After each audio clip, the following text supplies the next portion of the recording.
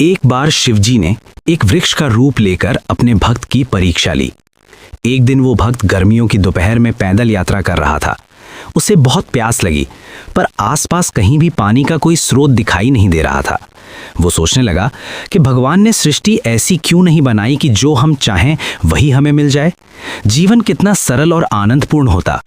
भक्त के मन की बात सुनकर शिवजी ने उसके मार्ग में कल्प वृक्ष का रूप धारण कर लिया। धूप में थका हारा और प्यासा भक्त जैसे ही उस वृक्ष के पास पहुंचा तो कुछ समय विश्राम करने के लिए वहां लेट गया।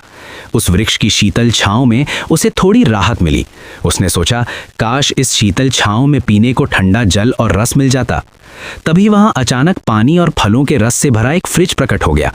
वो चकित हुआ, पर इतना प्यासा था कि तुरंत फ्रिज खोलकर पानी और रस पीकर अपनी प्यास बुझा ली। फिर वो वृक्ष के नीचे बैठ गया, पर अब उसे बहुत भूख लगने लगी। वो मन ही मन स्वादिष्ट पकवानों के बारे में सोचने लगा। जैसे ही उसने सोचा, वहां 56 भोग और स्वादिष्ट भोजन प्रकट हो गया। वो फिर चकित हुआ, पर इतना भूखा था कि तुरंत भोजन पर टूट पड़ा। भोजन करने के बाद उसे राहत मिली और थोड़ी देर आराम करने के लिए वो वृक्ष के नीचे ही सोने के लिए लेट गया। जमीन पर लेटे लेटे उसे अपने घर का कोमल बिस्तर याद आया कि मुलायम बिस्तर पर लेटने से कितना आराम मिलता है। उसने मन में कहा, मैं इस कठोर जमीन पर क्यों लेटा हूं। तभी वहां एक बड़ा शाही पलंग प्रकट हो गया। अब वो घबरा गया और सोचने लगा, कहीं यहां भूत प्रेत का साया तो नहीं। और तभी वहां भूत प्रेत प्रकट हो गए। वो बेचारा भयभीत होकर बोला, अरे मैं तो मर गया। और तभी वे प्रेत उसकी ओर बढ़े और उसका गला दबाने लगे।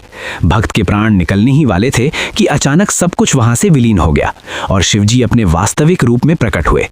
भक्त उनके चरणों में गिर पड़ा।